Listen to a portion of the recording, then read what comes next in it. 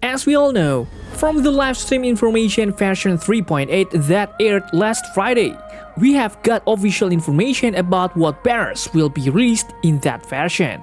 And interestingly, unlike the banner schedule in previous versions, in version 3.8, this time we are coming to 3 phases at once, which means that version 3.8 will be a fairly long version. Just like before, which banner is worth taking in that version? So without further ado, I'm HoYoStation and we will go straight into the discussion of the recommendations for Gacha version 3.8. Let's do this.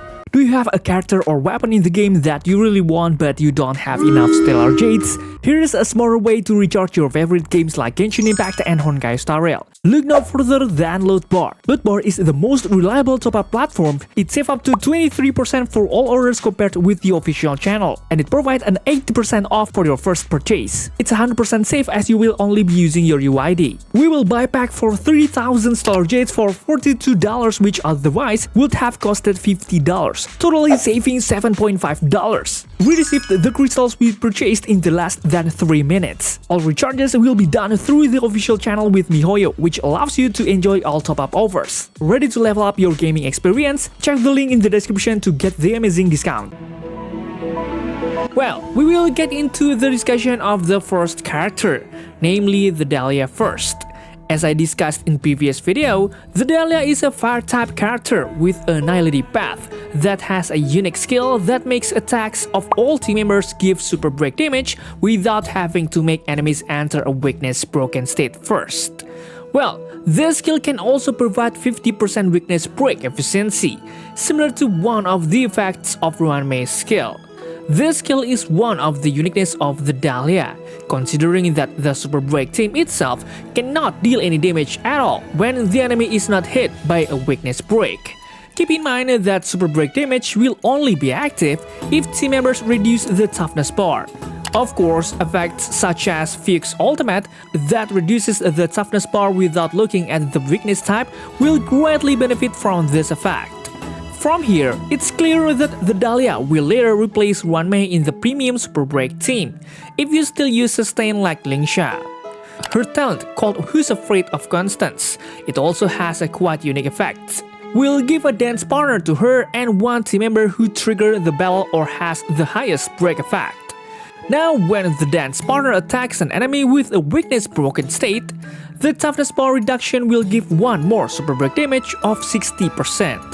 In addition, the Dahlia will also launch a follow-up attack after her dance partner launches an attack on the enemy. This follow-up attack can give 5 attacks that can give you an extra super break damage when reducing the toughness bar. Well, it's clear that this follow-up attack can give a total of 5 additional super break damage, which automatically make the damage from the super break team even higher. So, is the Dahlia worth picking up in the upcoming version? The answer is, of course, very worth it, if you already have a break team that previously used Ruanmei, especially if you have Firefly in your account, because only Firefly can maximize the effect of her third trace, which requires her to be paired with a DPS character who has a fire type and can implant weaknesses to enemies. I give it a rating of 9 out of 10 if you have Firefly, and 7.5 out of 10 if you have other break DPS like Bootheel or Rappa. If you don't have any break DPS, I suggest you to skip this character and save up for another character in this version. The next character who will be present in the first phase is Firefly. Firefly is a waifu character of a million people who can give a blast super break attack when she launches an ultimate called Firefly Type 4, Complete Combustion. In addition, she is a super break DPS character who can have her own turn when casting her ultimate and can also deal great damage when enemies enter the weakness break status. Firefly herself is one of the best DPS of her time because she can deliver massive attacks and can easily defeat elite enemies or bosses. But for the current meta, Firefly has some weaknesses where most enemy bosses have a mechanism that can summon many normal enemies. So Firefly's attacks are less than optimal because she can only target 3 enemies. In addition, The damage from Firefly herself is now quite low when compared to other DPS such as Caceres, LINGSHA, and also Finan, which is the latest DPS from version 3. She also has several other weaknesses, namely requiring mandatory support such as FUGUE and Runmei to maximize the damage produced. According to some data, Firefly has a usage rate of 3.53% in MOC, 2.49% in Pure Fiction, 14.92% in Apocalyptic Shadow, and also 19.41% in Anomaly Arbitration. Well, from the existing data, Firefly itself is still relevant in Apocalyptic Shadow and also Anomaly Arbitration, where in Apocalyptic Shadow, she can still be used, considering that the mechanism of this mode requires us to make enemies enter the weakness broken state quickly.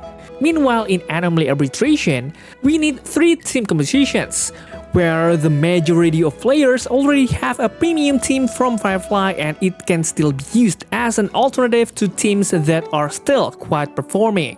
So, is this character worth it for you to take in version 3.8? I give it a score of 8.5 out of 10.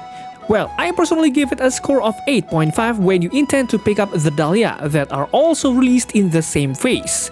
If you don't intend to take the Dahlia, I highly recommend you to fully skip this version of the banner and save up for version 4, which is rumored to have a very different meta. Now we are going to enter the second phase. As for FUGUE herself, as you know, she is a fire type with a annihilative path that can give super breaks through her talent. She is the best super break support for now, coupled with the MC moving to Remembrance, so FUGUE's presence itself can fill the slot for super break characters such as Rappa, Firefly, and Bootheel. FUGUE also provides exo toughness, which is very useful for characters like Rappa and Bootheel, who need to destroy the enemy's toughness to gain extra energy. Her skill can also give buffs to one teammate in the form of an additional break effect, can reduce the enemy's defense, and can make the teammate ignore the enemy's toughness but with 50% toughness break against enemies that are different from the user's type. According to the data I got, the current performance of FUGUE is still quite okay if we adjust the data with Firefly, Bootheel, and also Rappa. FUGUE also has a 17% usage rate in Apocalyptic Shadow, which is automatically used at the same time as the break DPS I mentioned earlier. This performance is still quite okay, but it's greatly influenced by DPS breaks like Firefly. When Firefly usage rate decreases, FUGUE usage rate will also decrease. Of course, this character is not mandatory for you to take, but if you have current break DPS like Rappa, Firefly, and Bootheel, then FUGUE can still be picked up to strengthen your break team. In addition, you can freely switch your MC to other paths, such as Remembrance for other teams' compositions, so I gave a score of 7 out of 10. For LINGSHA, she herself still has a very high throne and is equal to Gallagher, who is her 4-star version. LINGSHA herself is a fire-type character with an abundance path, who has a summon named FUGUE. Her summon can launch a follow-up attack to give attacks and heal to one party. FUGUE can also provide emergency heal when there's a teammate who has HP below 60%, where FUGUE will immediately take action and provide healing to all team members. This effect is similar to Luocha's skill, which can also give a similar effect but only to one teammate. In addition, she also has an ultimate called Dripping Mistscape that can make enemies receive 25% higher break damage. With this effect, LINGSHA will be very suitable for super break teams. According to data I got, LINGSHA has a very high usage rate in Anomaly Arbitration mode at 25%, which indicates that LINGSHA can still compete in the current meta.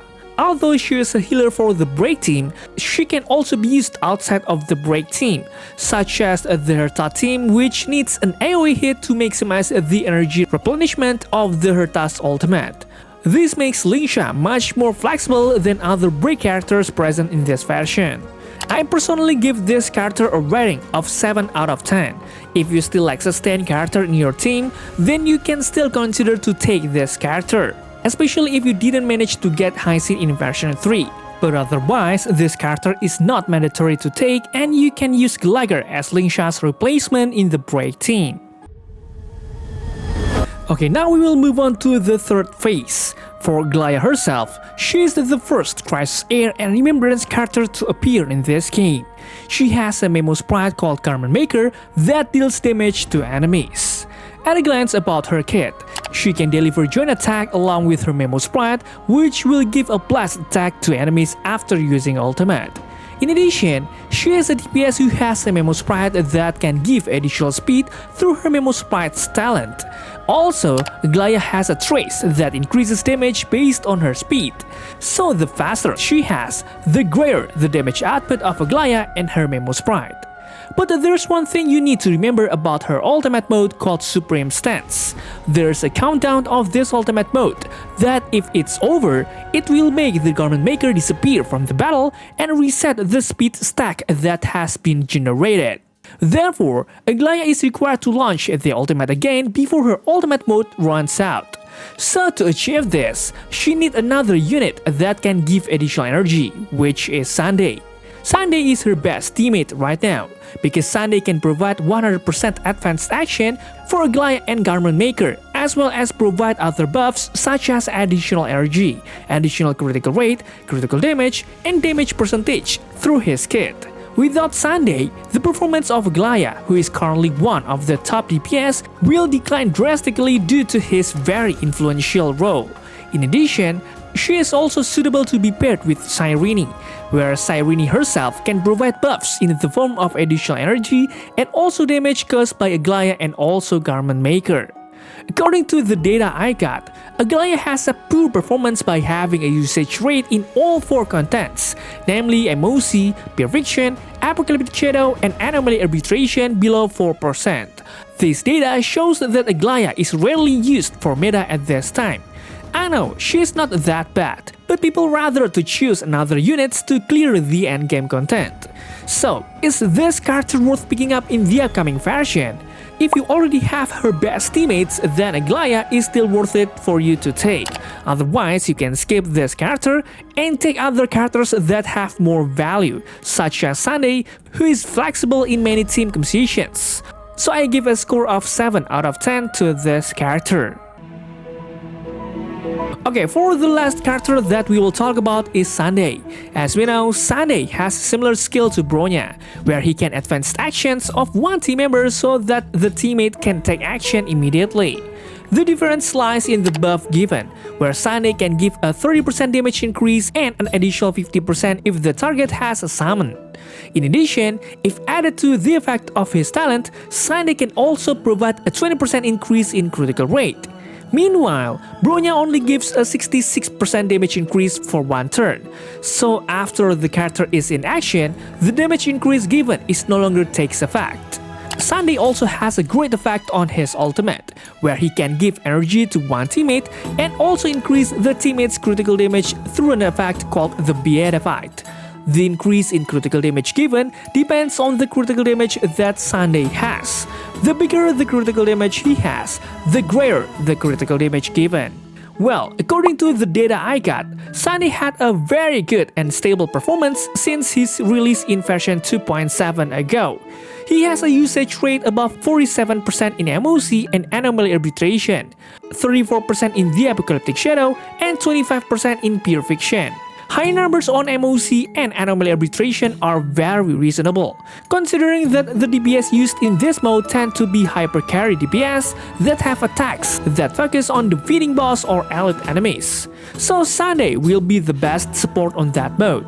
Meanwhile, in Pure Fiction, AoE characters such as Casris, Zerta, and also DOT characters are still superior and certainly don't need Sunday in their team. So, with all the advantages of Sunday, of course I will give a score of 8 out of 10. Sunday is a universal support character that really helps you in completing the existing endgame content. Okay guys, maybe that's all for now. What do you think about these characters? Please type in the comments down below and don't forget to check out my other videos because they are no less cool. Thanks for watching, stay safe, stay healthy, and see you in the next video.